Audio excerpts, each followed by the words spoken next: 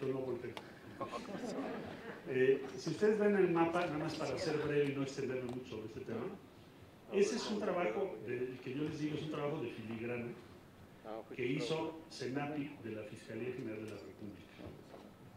Y debemos reconocérselos porque es un trabajo muy, muy complejo, acucioso, detallado, y tomó 36 meses. Para ver arma por arma quién la vendió, dónde se vendió, por dónde se compró y dónde se usó. Entonces, lo que ustedes ven en este mapa es el número de armas que las autoridades en México han asegurado en nuestro país, cuyo origen de producción y por lo tanto de venta es en Estados Unidos. Si lo ven, pues es una pandemia.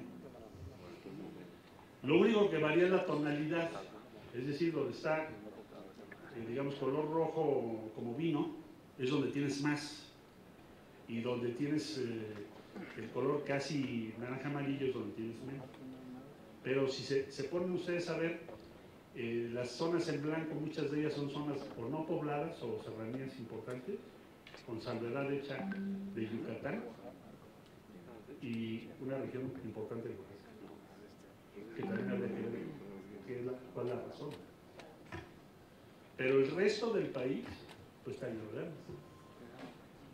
Entonces, ¿por qué pensamos que se va a reducir la violencia? No se va a reducir. Entonces, es un asunto mayor este. Esto lo presentamos allá en Estados Unidos, no en el ánimo de echarle la culpa a alguien, sino de ver cómo lo controlamos. O sea, qué cosa tenemos que trabajar para que eso cambie. Lo más pronto que se pueda. Entonces, este es el tema de armas. Presentamos 2 demandas. Una en Massachusetts. El juez en primera instancia nos dijo: le doy la razón a la industria de armamentos porque son intocables, no porque no tengas razón. ¿Cómo que intocables? Sí, es que en Estados Unidos hay una ley que les da impunidad. O sea, la industria de armamentos no es responsable de ninguna cosa que suceda con sus armas. Fíjense el argumento de México. El argumento de México es: lo que te estoy reclamando es la negligencia que establece en la ley de Estados Unidos, porque tú estás produciendo armas para el mercado narcofan. ¿Qué es el mercado narcofan? Todas las narcoseries, todos los videos los videojuegos, yo sé que ustedes no ven videojuegos, pero si estuviesen cerca de jóvenes que ven videojuegos, una de las cosas que más atención hay que poner es esa, porque son videojuegos que promueven el uso de armas, y los menores de edad no pueden distinguir la diferencia entre lo digital, virtual y la realidad. Esto lo hemos venido demostrando con estudios, no crean que es nada más una idea así. Por ejemplo, ha habido importantes hechos de violencia en donde quien los provoca incluso graba lo que está haciendo igualito que en los videojuegos. Hay varios casos ya. Entonces, el tema que se está tocando pues es un tema muy importante para la sociedad, no es un tema cualquiera. Y yo celebro que ustedes le hayan dado la importancia que le han dado.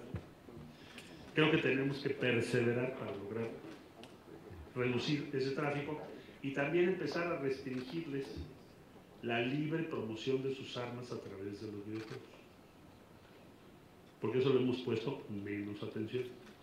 Pero ya vamos a corregir esa circunstancia. Claro, la ley en Estados Unidos dice que ellos no tienen la responsabilidad. Pero ¿quién creen que paga esa promoción de las armas en todos lados? Pues ellos, claro. Entonces no vamos a quitar el dedo del renglón. Y ahora presentamos otra en Tucson contra las que venden las armas, no las que las producen. Porque lo que vimos con este estudio es que hay uno o dos condados en Arizona donde se venden miles de armas al año que aparecen acá en delitos. Es obvio que hay una relación. Pues ni modo que tu tienda venda 1000 armas y no sepas que va a ir a dar a México, ¿verdad? Y más si son armas de cierto tipo. Bueno, pues en eso estamos, eso es lo que se ha avanzado y vamos a seguir insistiendo en que podamos avanzar más. Y bueno, ahora si ustedes me permiten comentarles una rápida pasar revista muy rápido a dónde se encuentra México, cómo nos ven, qué datos, cuál es el perfil de México fuera. Yo tengo la ventaja de que pues tengo que recibir a personalidades de todo el mundo. Hoy estuvo, por ejemplo, el ministro de Inversión y Comercio de Emiratos Árabes, que lo invité cuando fui, que maneja muchas de las inversiones importantes de ese país. Bueno, ¿cómo nos ven? Nos ven primero, dicen, bueno, ustedes son un país que tiene una moneda global, o sea, el peso es de las pocas monedas del mundo, no este mes, sino estos años, que se ha ido convirtiendo en una referencia más allá de sus actividades de importación, exportación y reservas. Por eso se llama una moneda de referencia global. Entonces hay muchas operaciones en el mundo, miles de millones de dólares, que se refieren en pesos. Esto es increíble, porque desde que terminé yo de estudiar licenciatura hasta ahora, había pasado todo lo opuesto.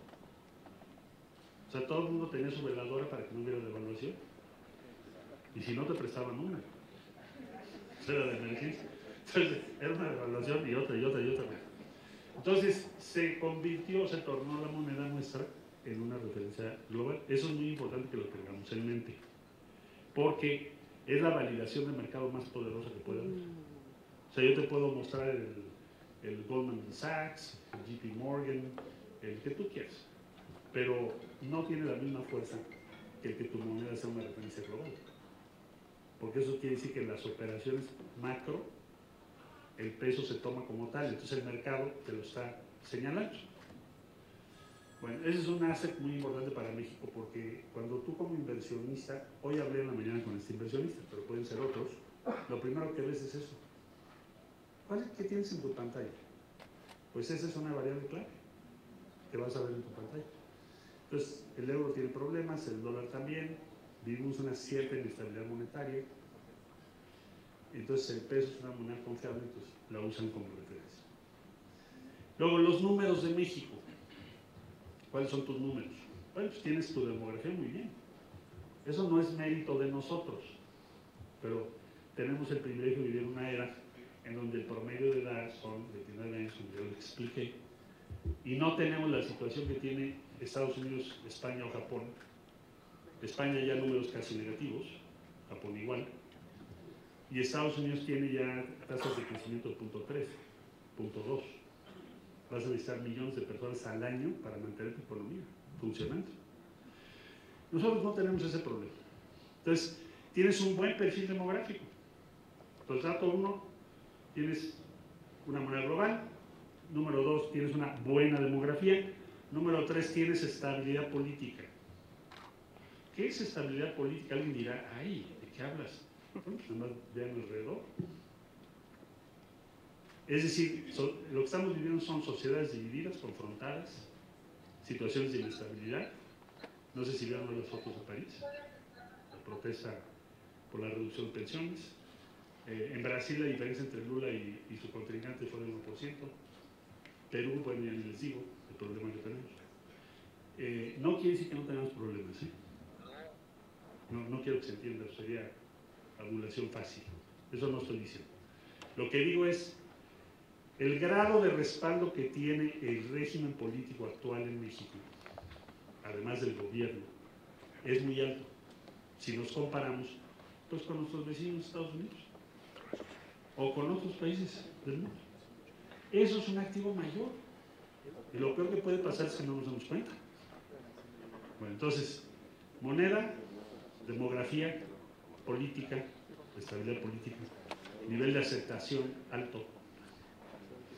¿Qué otra cosa tienes? Tratado de libre comercio con la economía más grande del mundo, a pesar de que todas las apuestas eran que no lo tuvieras.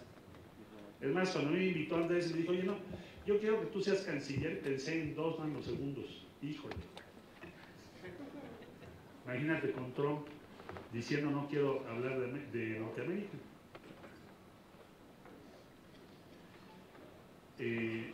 No hay que dejar de ver que apenas hace 4 años la idea de Norteamérica ya no estaba de moda, más bien se había empezado a desechar. No se quería el Tratado de Libre Comercio. México lo sacó adelante, sí, por muchas condiciones, pero estuvo a punto de naufragar y créanme lo que les digo. Cuando se valore las decisiones que encabezó el presidente López Obrador en su relación con Estados Unidos, el primer gran éxito es ese. O sea, el pronóstico respecto al tratado del 80-20, 80 que no salía, 20 que sí, nada más que ya hoy lo damos por descontado. Pero salió, se logró, y además con la cláusula de protección de las decisiones de México sobre hidrocarburos, que bueno, eso ya era, ya si dijeras, bueno, ok, punto que sí lo saquemos, con ese artículo, el 8, es imposible, salió, muy bien. Entonces tienes el tratado con el país que hoy por hoy sigue siendo la economía más grande del mundo, a pesar de que todo era en contra. Y las exportaciones mexicanas están creciendo. Bueno, pero junto con ese tratado, la pandemia actualizó algo que no vimos. Acuérdense la idea de resiliencia. ¿Qué es esto? Cada vez que hay una crisis hay una parte positiva, solo que no siempre la vemos. A veces cuesta trabajo verla. ¿Qué sucedió con la pandemia? Pues para nosotros fue una tragedia, perdimos a mucha gente querida. Pero uno de los saldos de la pandemia es que para la clase dirigente de los Estados Unidos, sus empresas, los CEOs, se actualizó o se dieron cuenta de la importancia que tiene México, porque antes era una importancia ya adormecida. Como cuando te dan por sentado y te vuelves el incondicional o el incondicional, igual. Entonces México era el incondicional, pero como nunca había problema, pues, ¿ahora qué tenemos el día de hoy?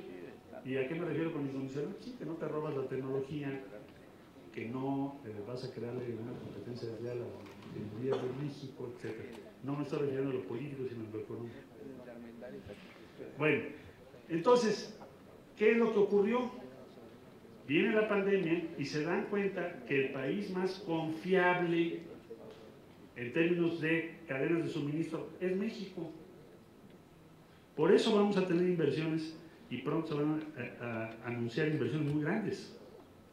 Porque de repente se dieron cuenta, no lo tenían claro, aunque parezca mentira. ¿Por qué? Porque son empresas que tienen plantas en 20 países o en 18.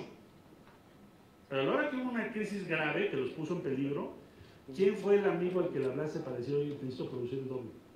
Necesito que me resuelvas esto. ¿Quién fue? Es México.